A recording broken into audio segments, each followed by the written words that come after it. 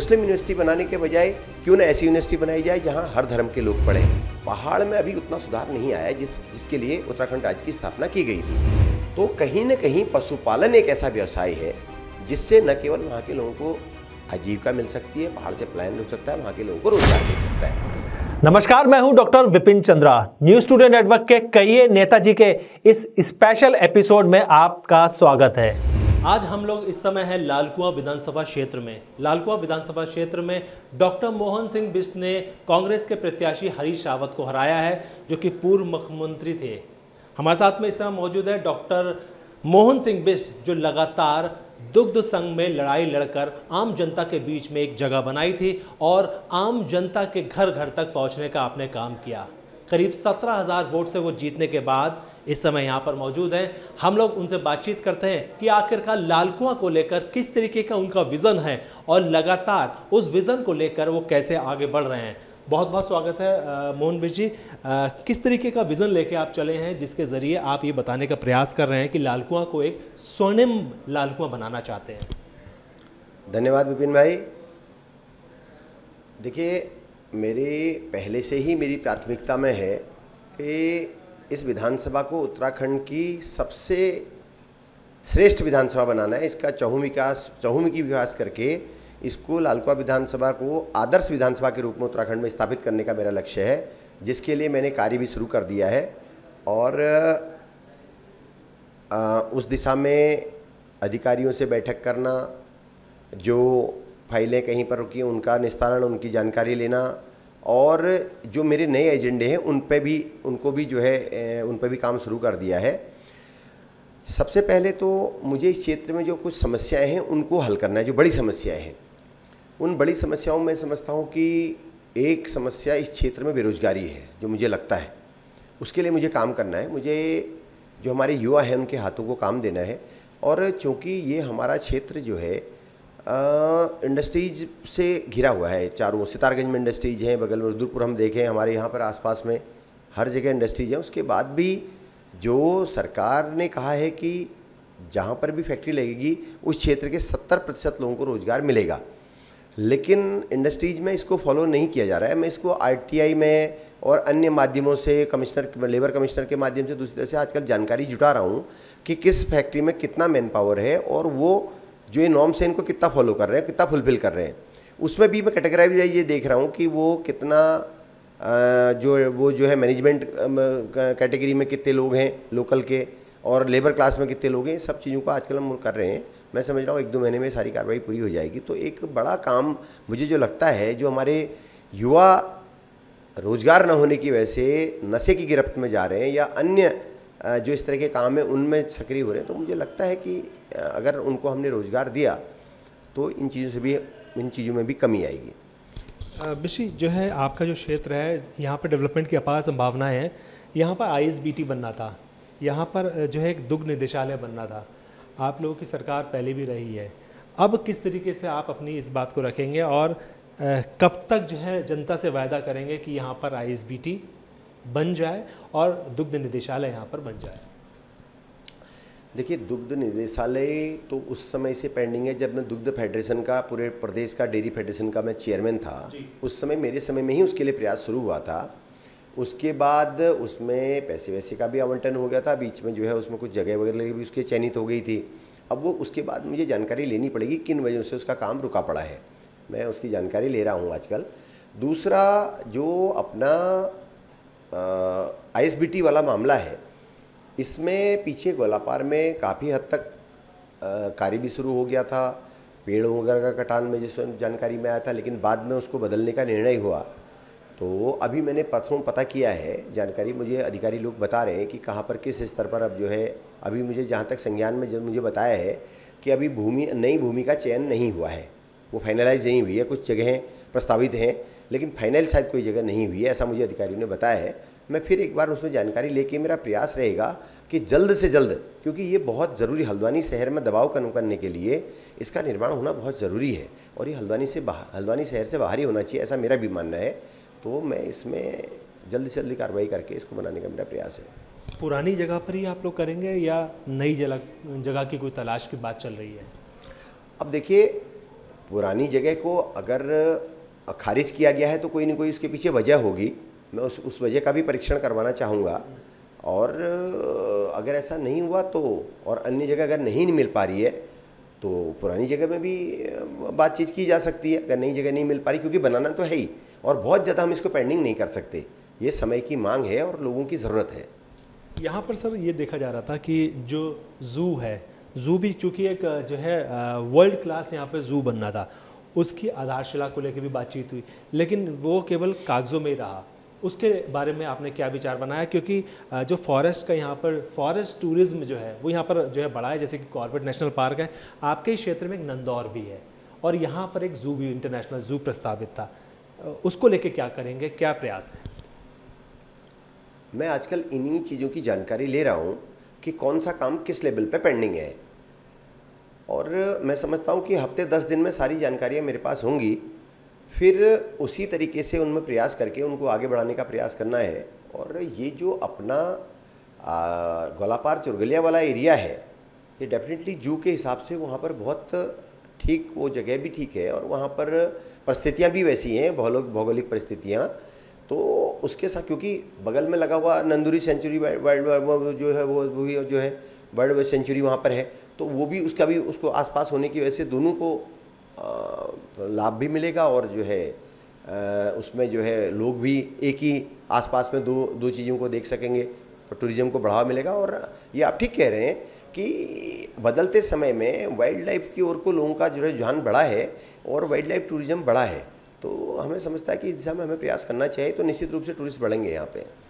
इसके अलावा जो अगर हम बिंदुकथा क्षेत्र की बात करें, जिसको लेकर आप हमेशा जो बात करते रहे कि बिंदुकथा क्षेत्र को राजस्व गांव के दर्जे की बात आपकी गवर्नमेंट भी करती रही है, लेकिन अब तक नहीं हो पाया। कांग्रेस गवर्नमेंट भी करती रही, आप लोग भी करते रहे, क्या वजह है कि आप लोग उसको पूरा नहीं कर पा रहे हैं? देखिए, वो बेसिकली राज्य सरकार का काम नहीं है, वो उसमें केंद्र सरकार के स्तर से ही होना है। और चूँकि बिंदुकथा की तरह की लगभग कई हज़ार गांव खाली उत्तराखंड में हैं, जहाँ जो है 500, 700 या 1000 के आसपास जो है, जहाँ ये मांग लंबे समय से चली आ रही है। ये थोड़ा लंबे समय तक चलने वाला काम है, जल्दी होने वाला नहीं है, इसमें समय लग सकता है। तो मैं उसके लिए मैंने प्रयास शुरू कर दिया है। अभी जो परसों विधानसभा हुई थी उसमें भी मैंने उसकी अद्यतन जानकारी चाहिए थी कि आज तक उसमें क्या क्या कार्रवाई हुई है और आगे के लिए क्या योजना है। लेकिन सेशन शॉर्ट होने की वजह से मेरे 2 ही क्वेश्चन वहाँ पे एक्सेप्ट हो पाए, और ये 3-4 क्वेश्चन और रह गए। तो मैं वैसे अधिकारियों से बात करके फाइलों को निकलवा के देख रहा हूँ, क्योंकि हमारे जैसे ही हमारे माननीय अजय भट्ट जी सांसद बने थे माननीय यहाँ के, तो उन्होंने भी लोकसभा में इस चीज़ को उठाया था। तो मैं इसमें जानकारी जुटा रहा हूँ अभी, और मेरा ये है कि भले ही समय थोड़ा लग जाए, लेकिन पुख्ता तैयारी के साथ आगे बढ़ें तो निश्चित रूप से एक दिन राजस्व गांव भी बनेगा। और वहाँ पर जो राजस्व गांव जैसी सुविधाओं के लिए हम लोग प्रयास कर रहे हैं, क्योंकि इसमें थोड़ा समय लग सकता है, तो सुविधाएं तुरंत शुरू हों, इसके लिए भी मैं प्रयास कर रहा हूँ। मोहन जी, एक जो है ब्रिज की बात आपने कही, आपके एजेंडे में भी थी वो, चुनाव में आपके जो है स्पीच में मैंने सुना भी, जो सेंचुरी पेपर मिल के पास में जो ब्रिज बना था, रेलवे क्रॉसिंग है जहाँ पर, उसको क्या ओवरब्रिज बनाने की आवश्यकता है? कब तक जो है उसके लिए प्रयास करेंगे, और क्या उसके लिए प्रक्रिया आप लोगों की ओर से स्टार्ट होने वाली है? देखिए, थोड़ा सा लालकुआ में अभी दिक्कत क्या आ रही है कि जब तक NH का जो हाईवे है उसका काम चल रहा है, और चाहे रेलवे हो चाहे और दूसरी जो भी और भी एजेंसीज हैं, वो वेट एंड वॉच की उसमें है कि आखिर क्या होगा, हाईवे में फ्लाईओवर बनेगा कि बाईपास बनेगा। तो जब तक एक बार हाईवे कंप्लीट नहीं हो जाता, क्योंकि मेरी रेलवे के लोगों से बात हुई थी, पीछे ही बात हुई थी, तो तब तक ये थोड़ा सा इसमें लगता है कि समय लगेगा। एक बार हाईवे की पोजीशन क्लियर होते ही फिर जो है इसमें काम शुरू किया जाएगा।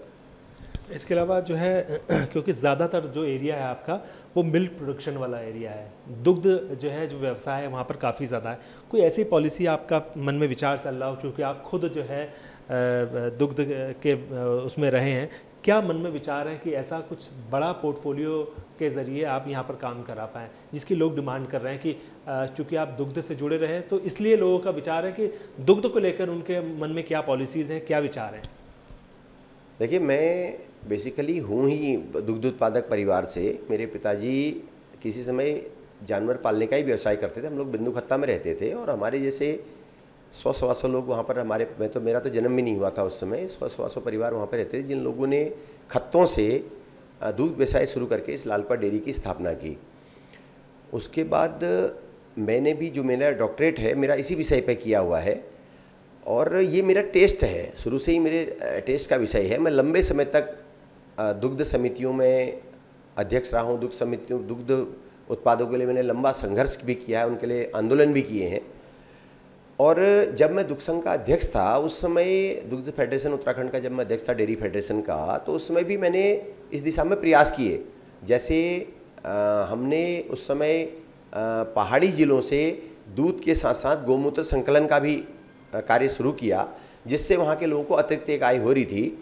और पहाड़ी क्षेत्रों में छोटी नस्ल की गायें कैसे लोग बढ़ाएं, और चूँकि बड़ी नस्ल की गायें वहाँ पर हो नहीं पाती हैं, तो उसके लिए हमने प्रयास किया। तो उस समय हमने बैफ के माध्यम से एक छोटी गायों का एम्ब्रो ट्रांसफ़र का भी एक वो प्लान रखा हो। आज वो गायें काफ़ी जो है 5-6 साल की, 8 साल की, 10 साल की भी हो गई हैं।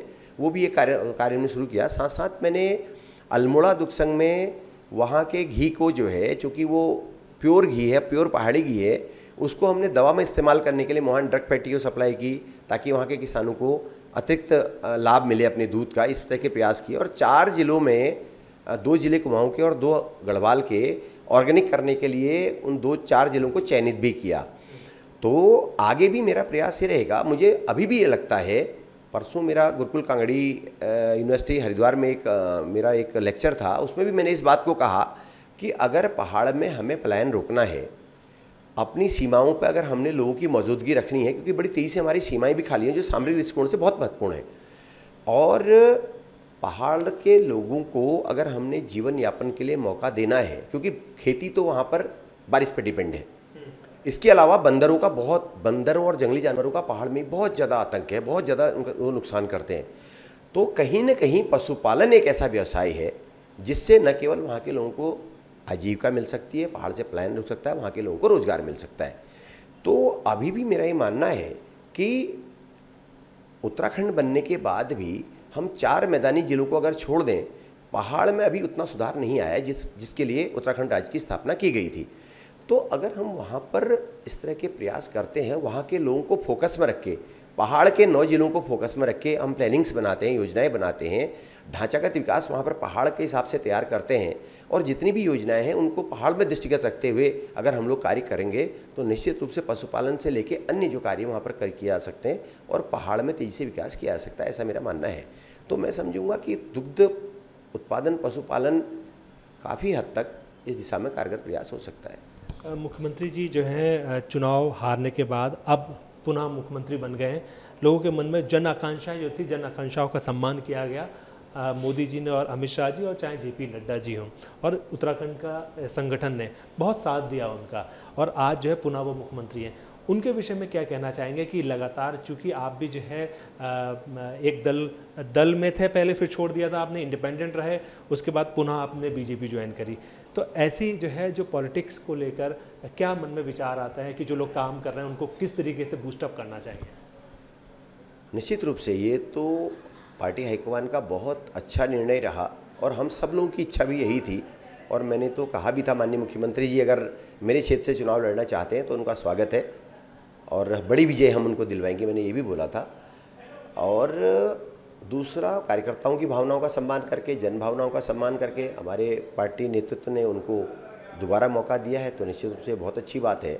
और मैं समझता हूँ कि उनके नेतृत्व में उत्तराखंड में चहुमुखी विकास होगा, और इस तरह की जो चीज़ें हैं उनसे कहीं ना कहीं लोगों में कार्य क्षमता बढ़ती है, कार्य करने की इच्छा बढ़ती है, कार्य करने के लिए प्रेरणा मिलती है कि ठीक है, कहीं पर जो है कोई एक, जैसे किसी के पूरे व्यक्तित्व का पैमाना एक इम्तहान नहीं हो सकता, ऐसे ही किसी की पूरे कहना चाहिए कार्य क्षमता का पैमाना एक चुनाव नहीं हो सकता। ऐसा सोचकर हमारे पार्टी हाईकमान ने उनको मौका दिया, उनको बहुत अच्छा काम किया है, और निश्चित रूप से आगे भी अच्छा ही काम होगा। मोहन जी, जैसे आपका जो है लगातार ये हम लोग देख रहे थे, लोग कह रहे थे कि वो घाट मंत्री के तौर पे एक जो है कांग्रेस ने प्रोपेगेंडा किया कि आप जो है घाट मंत्री के तौर पे पॉपुलर है, क्योंकि आपके जो पब्लिक के जो जुड़ाव है उसमें आपका ज़्यादा देखा है, सुख दुख के आप साथी हैं। ऐसे कांग्रेस को क्या जवाब देंगे कि वो इस तरीके की बात कर रहे थे? देखिए, अब बातें तो उनको करने से कोई रोक नहीं सकता, सबकी अपनी बातें हैं, सबकी अपनी मानसिकता है, सबके अपने विचार हैं।